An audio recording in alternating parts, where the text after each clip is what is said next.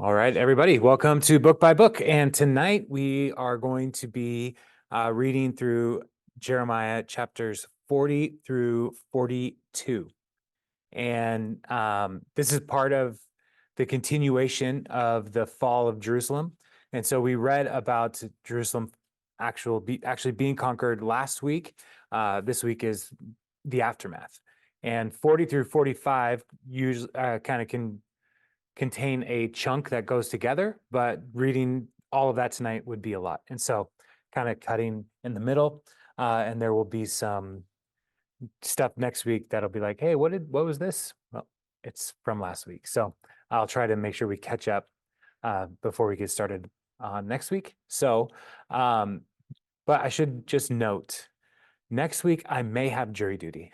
So just check your email. If I have jury duty, I'm not gonna have time to prepare for the evening, even though the jury will be, they're done usually by this time, and I could do stuff. But if I am on jury duty, I might not have time to do any extra preparation. So we will see. So, all right. So yeah, so we're picking up in Jeremiah chapter 40, verse 1. In the aftermath of the fall, it says, "The word came to Jeremiah from the Lord after Nebuzaradan, commander of the imperial guard, had released him at Ramah.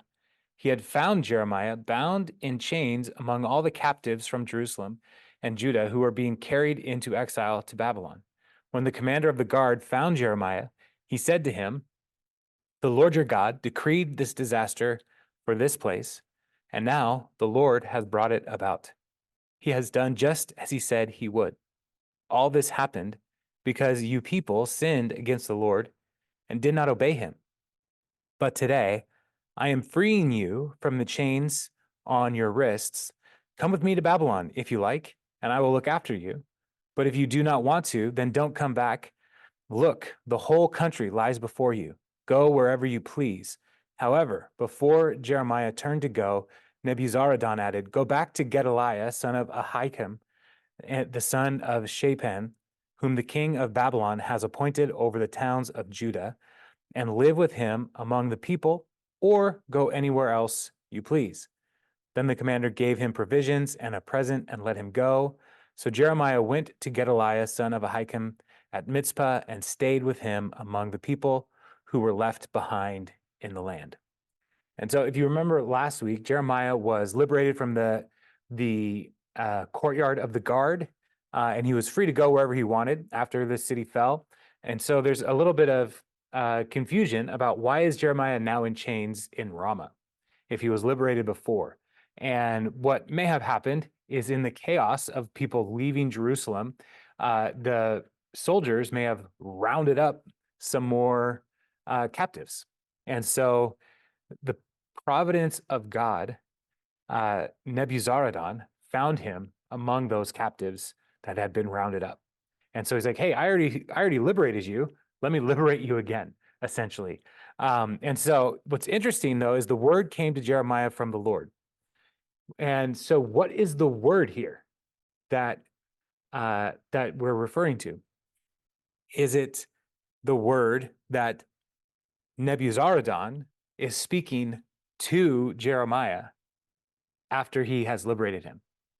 And since that is the next like speech block in the text, it would seem that the Lord is speaking in a way through Nebuzaradan to the prophet Jeremiah, which is very interesting when we consider the fact that Jeremiah is the true prophet in Jerusalem all this while, and the false prophets, his fellow Jews, were working against him and giving a different message altogether.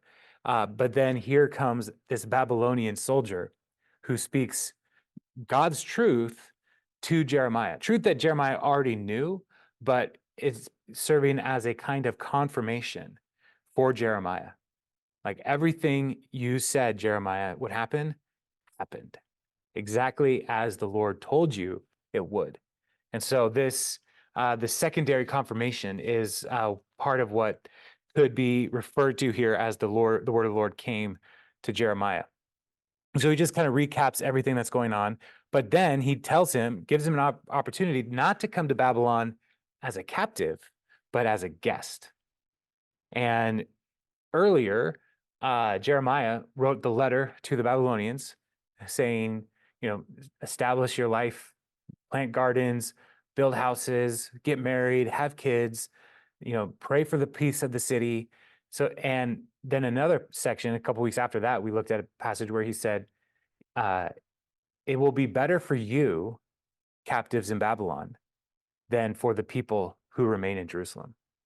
And so Jeremiah going to Babylon could potentially be a better place for him, and his own life. But he decides to stay back in Jerusalem. He has a home, some land that he bought from his cousin. So he's free. He doesn't have to be afraid. But he goes to Gedaliah, and Gedaliah was the governor who was appointed by Nebuchadnezzar. He's the vassal of the area of Judah, and so here we are kind of getting to know him a little bit more. But the story kind of then follows Gedaliah because he is, spoiler alert, Gedaliah is going to get killed. He's not going to last for very long, and so. But he goes not to Jerusalem because Jerusalem's been destroyed. So he goes to Mizpah, which is a place that had some religious and political significance earlier in the history of Israel. And so there's some different things that have happened there. I wrote them down, and I can't find them real quick, but yeah, it's a significant place that it would have been natural for people to want to go to as a backup for a new capital at Mizpah. And so let's continue here in verses 7 through, we'll go through 12 to learn a little bit more about Gedaliah and his role as governor. When all the army officers and their men who were still in the open country heard that the king of Babylon had appointed Gedaliah, son of Ahikam, as governor over the land and had put him in charge of the men, women, and children who were the poorest in the land and who had not been carried into exile to Babylon, they came to Gedaliah at Mizpah. Ishmael, son of Netaniah, Johanan, and Jonathan, the sons of Kareah, Sariah, son of Tanhumeth, the sons of Ephi, the Netophathite, and Jaazaniah, the son of Maakathite. A lot of names. And their men, Gedaliah, son of Ahikam, the son of Shaphan, took an oath to reassure them and their men. Do not be afraid to serve the Babylonians, he said. Settle down in the land and serve the king of Babylon, and it will go well with you. I myself will stay at Mizpah to represent you before the Babylonians who come to us. But you are to harvest the wine, summer fruit, and olive oil, and put them in your storage jars, and live in the towns you have taken over. When all the Jews in Moab, Ammon, Edom, and all the other countries heard that the king of Babylon had left a remnant in Judah and had appointed Gedaliah, the son of Ahikam, the son of Shaphan, as governor over them, they all came back to the land of Judah to Gedaliah at Mizpah from all the countries where they had been scattered, and they harvested an abundance of wine and summer fruit. So Jeremiah, we're not going to actually see him mentioned from verse 7 through 42:2. We're following a different saga, some political intrigue and some machinations. So we are here. We learn he's been appointed by the governor, and leadership has been established. The people come back because they trust Gedaliah. He is a Jewish person, so he's saying, "I will represent you to the king." And so we all here in the region of Judah, we need to make sure that we're just going to keep doing our thing, because remember when he took the rich and the influential people away, Nebuchadnezzar gave as a gift land to the poor. And so these people who their families may have lost their inheritance because of debt and hardship in the past. He's given them land, which is a huge blessing. And so Gedaliah is just like, hey, we need to just get to work and start taking care of this land. And so while many were taken into exile, there are still a lot who either fled before the war came, or during the war found a way to escape to these other nations. They all start coming back. But there's also soldiers who were out in the field who were not in Jerusalem, who hear that Gedaliah is back, and they start coming back. And one of them, of particular note, is Ishmael, son of Netaniah. And Ishmael is in he's in the line of David, kind of, sort of. He's not like in the succession line that is clear, son of David, son of David, son of David. He's like a cousin somewhere along the way. But of all the people here, he has probably the greatest claim to say, I should be the next king in Jerusalem, the next king of the Jews.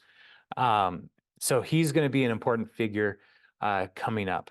But yeah, so Gedaliah's there, leadership's established, people start coming back.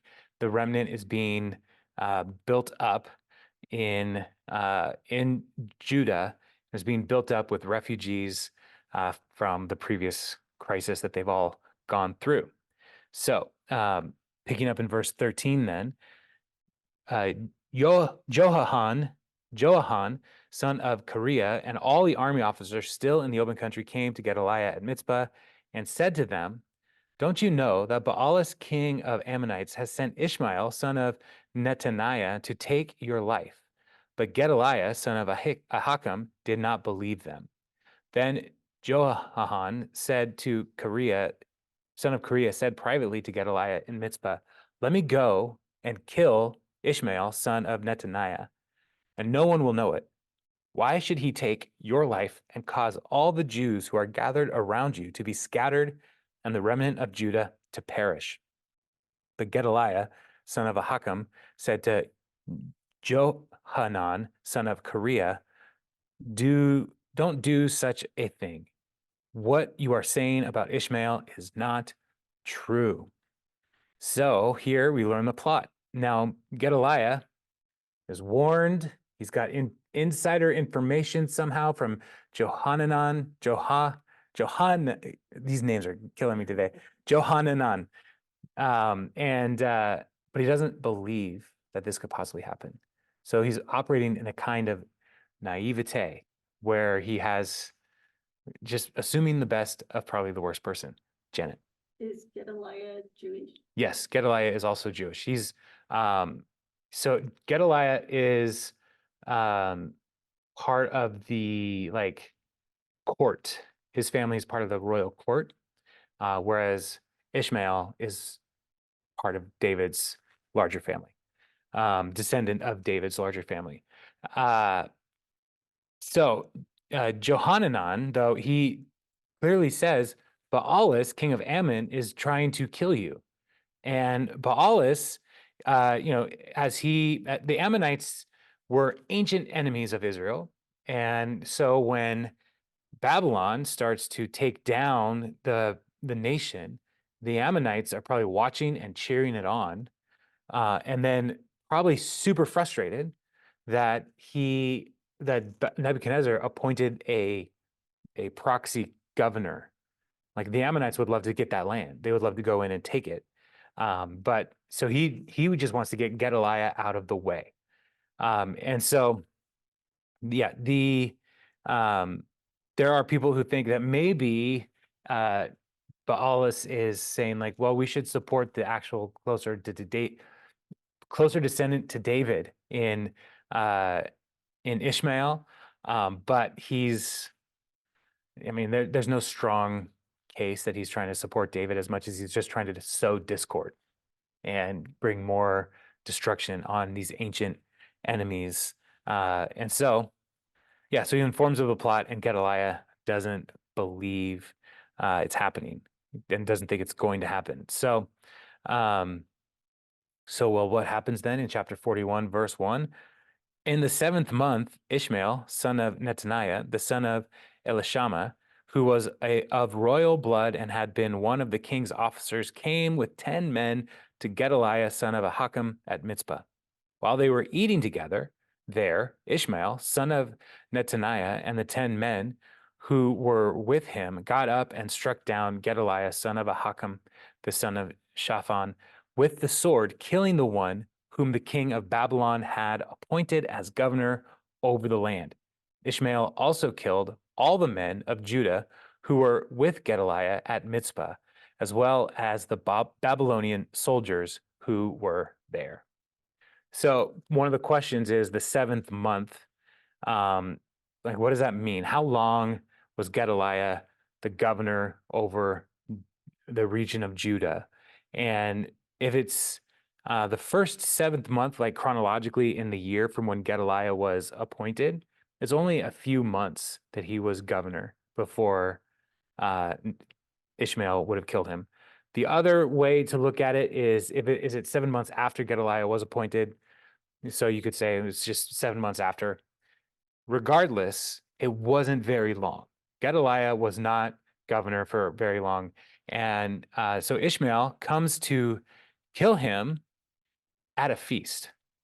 And, telling these details is trying to highlight some things about Ishmael. He is terrible. The feast is an opportunity for fellowship. It is an extension of trust to say we are sharing a table and we're not going to hurt each other at the table. And so for Ishmael to kill Gedaliah is showing that he is a deplorable person and not just kill Gedaliah, but all the men there. And then he goes one further. He kills the Babylonian soldiers who are there with Gedaliah as well. And so he is now making himself an enemy of Babylon. So Ishmael is just not a smart dude. And so as we look at the history, Babylon comes back shortly after the exile. They come back, and records say 582 BC, and they take more people in 582. And so that could have been a response to Ishmael's rebellion, that the Babylonians were like, I thought we took care of this, and they came back. So yeah, it is uh, an opportunity for peace and calm in the region. And then Ishmael just blows it all up. So verse 4, the day after Gedaliah's assassination, before anyone knew about it, 80 men who had shaved off their beards, torn their clothes, and cut themselves came to Shechem, Shiloh, and Samaria, bringing grain offerings and incense with them to the house of the Lord. Ishmael, son of Netaniah, went out from Mizpah to meet them, weeping as he went. When he met them, he said, Come to Gedaliah, son of Ahikam. When they went into the city, Ishmael, son of Netaniah, and the men who were with him slaughtered them and threw them into a cistern. But 10 of them said to Ishmael, Don't kill us. We have wheat and barley, olive oil and honey hidden in a field. So he let them alone and did not kill them with the others.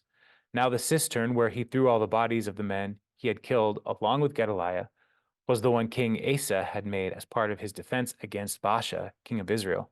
Ishmael, son of Netaniah, filled it with the dead.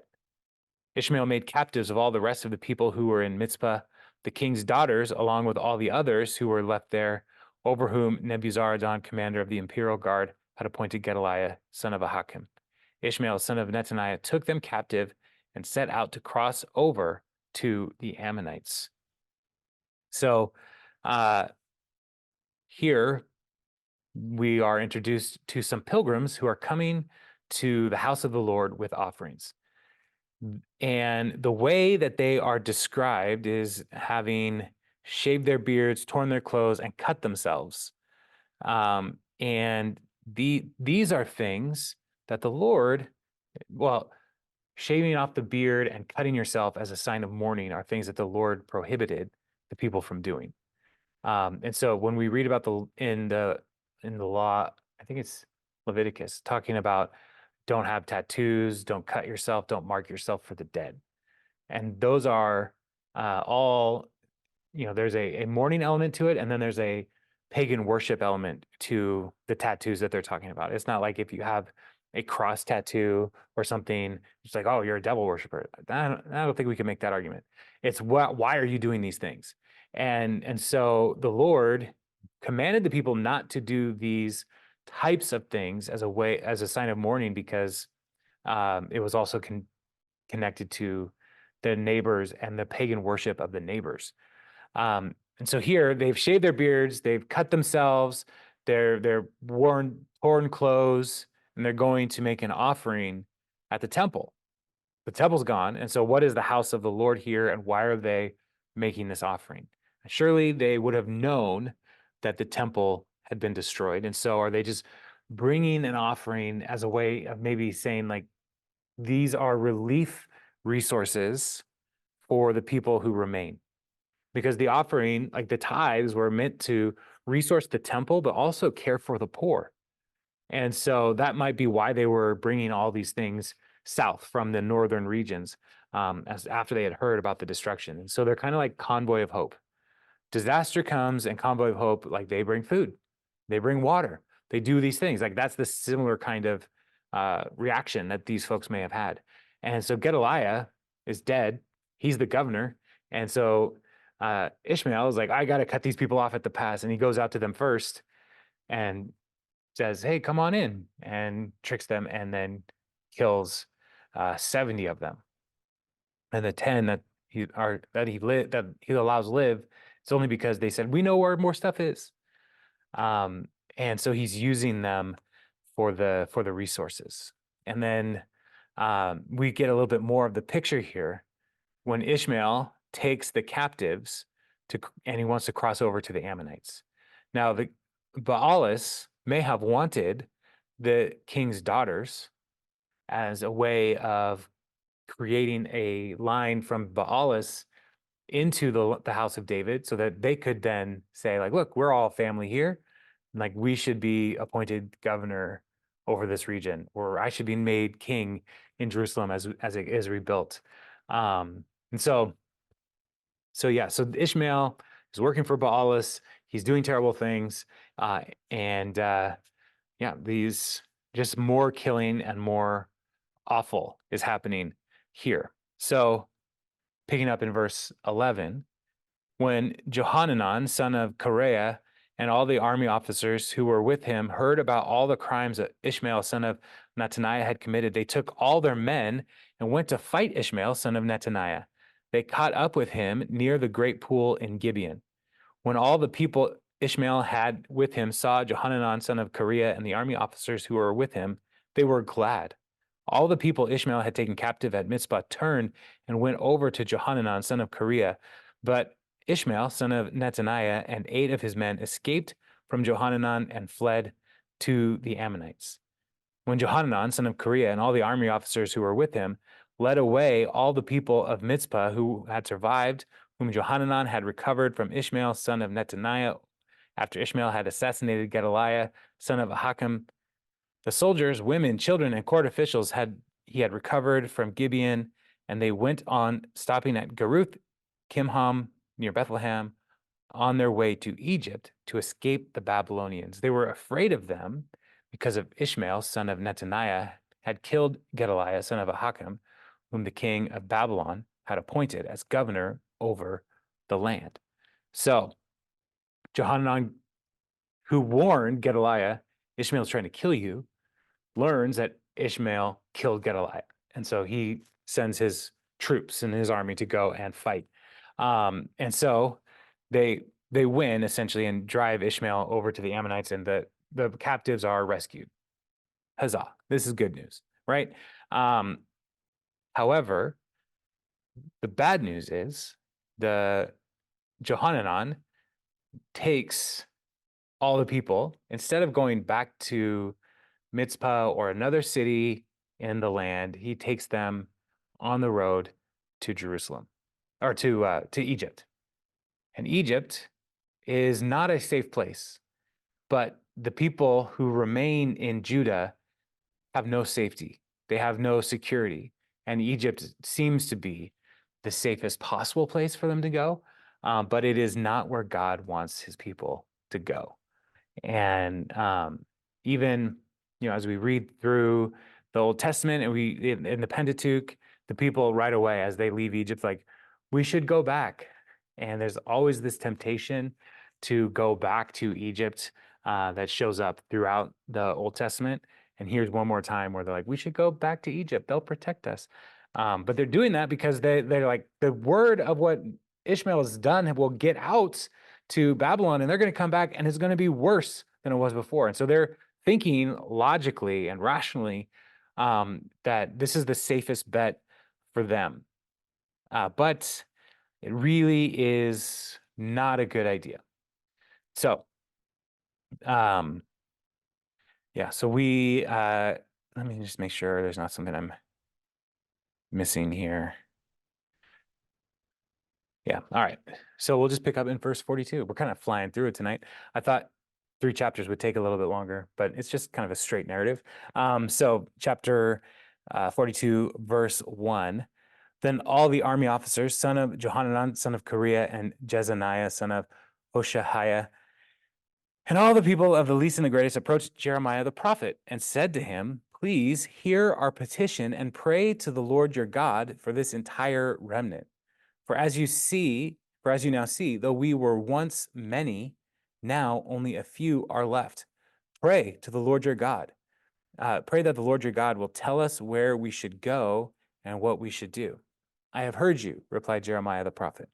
I will certainly pray to the Lord your God, and as you have requested, I will tell you everything the Lord says and will keep nothing back from you.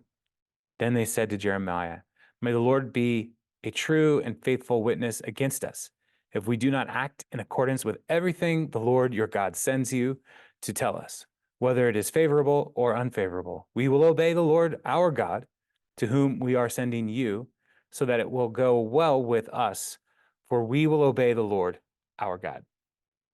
So finally, people are going to Jeremiah and saying, like, hey, maybe we should ask what God wants before we start just doing stuff. And so they go and ask Jeremiah. And something that's interesting is the way they talk here is like, pray to the Lord your God. And and so Jeremiah, when he responds, like, I will pray to the Lord your God, like, he's our God. Like, we're all Jews here, and we worship Yahweh. And so they may think that Jeremiah has some kind of special way to talk to God, but God wants to talk to all of them. He's all of their God. And so, yeah, so just a subtle little thing that happens there. And they're asking for direction. And at the end in verse 5, they say, we will do whatever the Lord says. We'll do that. And so, they're committed to walking the Lord's path. And Jeremiah is going to pray for them, and it's going to be a good thing. Maybe a bit shocking to Jeremiah after having spent so much of his life being hated and persecuted, people thinking that he is a Babylonian sympathizer when he's telling people, just surrender to Babylon. It's going to be so much better if you just surrender to Babylon. And so now they're coming and asking him for the Lord's word to them. So that might have been a bit of a shock. But Johanan is kind of at the end of his rope. He doesn't know what to do. All these people that were in charge or were leaders are dead, and now it's him. And so he's not a king. He's not the son of a king. He's a soldier. And so he's like, I don't know what to do. So he asked Jeremiah. Another interesting thing is earlier in chapters 6, 11, or 7, 11, and 14, the Lord forbade Jeremiah from interceding for the people because, like, the judgment's coming and there's nothing they can do. And so now here he promises to pray and ask for the Lord's willingness, even because it's a new thing. The judgment came. And so Jeremiah is kind of in a new world too. Like, now what? What do we do? So I'm going to read the rest of the chapter here because it's all of a piece, and then we'll talk about it. Verse 7. 10 days later, the word of the Lord came to Jeremiah. So he called together Johanan, son of Kareah, and all the army officers who were with him, and all the people, from the least to the greatest. He said to them, "This is what the Lord, the God of Israel, to whom you sent me to present your petition, says. If you stay in this land, I will build you up and not tear you down. I will plant you and not uproot you. For I have relented concerning the disaster I have inflicted on you. Do not be afraid of the king of Babylon, who you now fear. Do not be afraid of him, declares the Lord, for I am with you and will save you and deliver you from his hands. I will show you compassion so that he will have compassion on you and restore you to your land. However, if you say, 'We will not stay in this land,' and so disobey the Lord your God, and if you say, 'No, we will go and live in Egypt, where we will not see war or hear the trumpet or be hungry for bread,' then hear the word of the Lord, you remnant of Judah. This is what the Lord Almighty, the God of Israel, says. If you are determined to go to Egypt and you do go to settle there, then the sword you fear will overtake you there, and the famine you dread will follow you into Egypt, and there you will die. Indeed, all who are determined to go to Egypt to settle there will die by the sword, famine, and plague. Not one of them will survive or escape the disaster I will bring on them. This is what the Lord Almighty, the God of Israel, says. As my anger and wrath have been poured out on those who lived in Jerusalem, so will my wrath be poured out on you when you go to Egypt. You will be a curse and an object of horror, a curse and an object of reproach. You will never see this place again. Remnant of Judah, the Lord has told you, do not go to Egypt. Be sure of this. I warn you today that you made a fatal mistake when you sent me to the Lord your God and said, 'Pray to the Lord our God for us. Tell us everything he says, and we will do it.' I have told you today, but you still have not obeyed the Lord your God and all he sent me to tell you. So now be sure of this. You will die by the sword, famine, and plague in the place where you want to go and settle." And that's where we're going to stop for the evening. So Jeremiah, they wait 10 days to hear from the Lord, which is a long time if you think about, like, this guy just killed the Babylonian army. They're probably not that far away. And now Jeremiah is praying for 10 days. And they're like, what are we going to do? What are we going to do? But they wait. And what the Lord says to the people is, stay here and I will take care of you. Stay here and I will build you up and not tear you down. I will plant you and not uproot you. Those are the exact same words that the Lord used in Jeremiah's call, all the way back in Jeremiah 1. Jeremiah was called to tear down and not build, uproot and not plant. And now, after the judgment has come, the Lord is saying, like, now I want to build you up and replant you here. And so he's promising protection and provision and peace for them if they would just trust him. If you would just trust the Lord. And then he also says, like, I know you're trying to run away from the potential destruction, and you think Egypt is going to be safe for you. But everything you're trying to run away from is going to follow you to Egypt. And so they're put in this place where they can trust what they can see and look toward in Egypt, or trust the Lord who they can't see and say, well, if we stay here, God's going to protect us. And so they're at the horns of a dilemma. They have two ways to go: stay here or flee to Egypt. In Deuteronomy 30, the people are presented with a choice as well, way back when. And they're given the option between life, the way of life, or the way of death. And here, this remnant in talking to Jeremiah, they are being presented with the same choices, life or death. Do you want to walk in confidence in the Lord or in confidence in what you can see and go back to settle in Egypt? And Egypt, for the people of Israel, Egypt is never intended to be the promised land. And that the temptation in going back to Egypt is like, no, this is where we will be safe. But the Lord had a design for his people to be in the land of Canaan, the land that he had promised to Abraham, Isaac, and Jacob. And so now they have to choose again. One of the really amazing things as we read through the Bible is how many times the Lord gave the people the opportunity to choose again. Like they messed up so many times, but God consistently says, I'm going to give you another shot. I can rebuild with you. Stay here. And so that's where we find them tonight, having to choose between the two. I'm going to just let you know they choose to go to Egypt. So like they choose poorly. But that's kind of how we are as people. Like we can let's look back and say, with our chronological snobbery, because we're further along in history, say, I would never do that. Yeah, we would. We would probably do the same thing because we are easily swayed to look for safety in the empires of this world. We're easily swayed to say the forces, the strong people that we can see are going to be stronger for us than the Lord who we cannot see.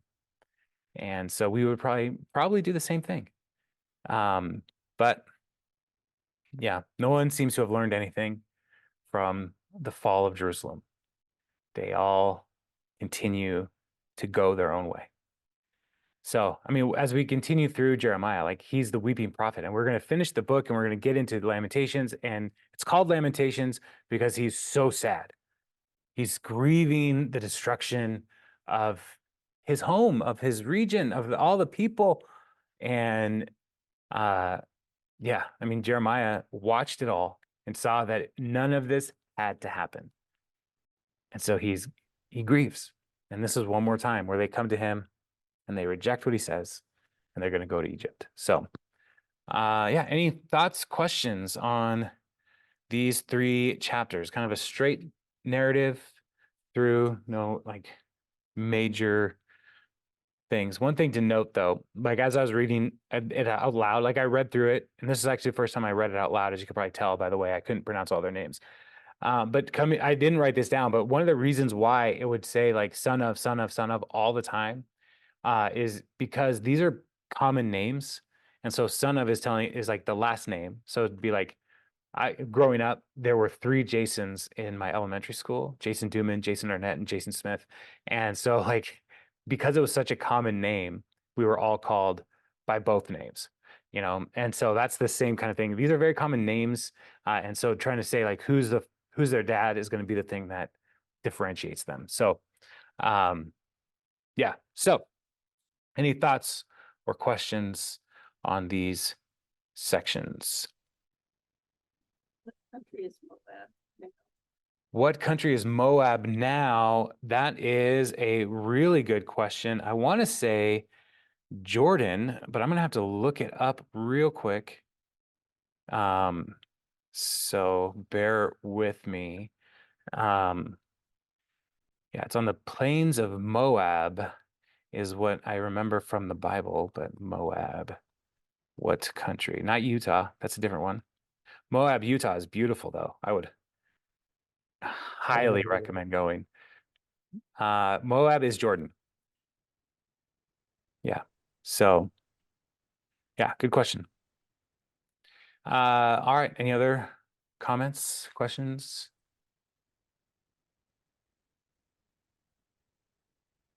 I don't know. When you're reading it, you're like, don't go to Egypt. Yeah. That's a dumb choice. It's bad. Don't do it. But I think God also looks at us and we make the same dumb choices over and over, maybe it's not Egypt, but it's something else. Yeah. And he's telling us, don't do it. I told you 100 times, Yeah. So, anyway, but it does seem like Egypt is kind of bad for the Jewish people. They might Yeah. want to choose a different place to go. Well, yeah, history tells us probably not where you want to go. Yeah. But when you're surrounded by enemies, your brain's not very clear, No, it's not clear. you Yeah. know? And so when you were in that panic mode, we don't think all the way through. And even like in relationships, when people are like, no, that person's bad for you, but they're like, but they love me. It's like, no, they're terrible. Yeah. But when you think you're going to lose everything and this one person might be the person who can save you, you go to the toxic person who you think can help. It's what, you can think about nations or you think about individuals. Human Yeah. nature is human nature. So, yeah. And as a parent, like how many times have we told our kids, if you do that, that's going to be bad for you. And they're like, nah, I'm going to find out for myself. Mhm. All right. All If you right. want to. So yeah, there's a reason God is our father. And as a good father, he gives us so many more chances than we ever deserve. But yeah, he knows the harm we bring on ourselves and comes to our rescue anyway. So yeah. Oh, people. One of the We're all people dumb. coming through Yeah. neighborhood table tonight, his prayer request was just, can we just pray that people stop being terrible? I was like, well, that's a big one, but we can pray. It's a good prayer. It's a good prayer. I pray it all the time. Yeah. Any other thoughts or questions?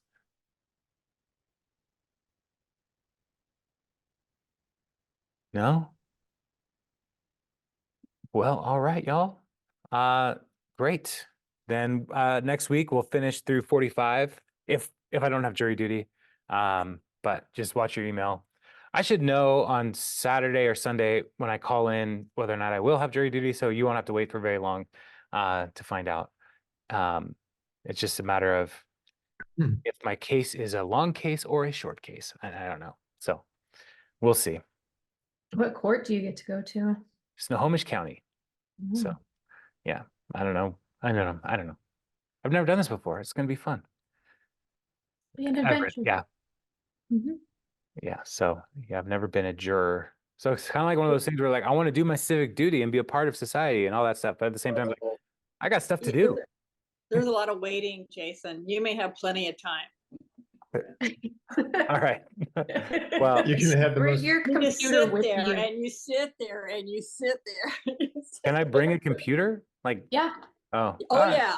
yeah, you can. Okay. I don't know. I've never done it. So, all right. Well, we'll see how it all shakes out. So, all right. Well, everybody have a great week. Good Friday. If you are available between 4 and 7, come on by. It's a self-guided walkthrough. And then Easter at 10 a.m. Hope y'all can bring yourselves, your family, your neighbors, your enemies, all of them to hear about the good news that Jesus is alive. So y'all have a good night and we'll see you Sunday or Friday.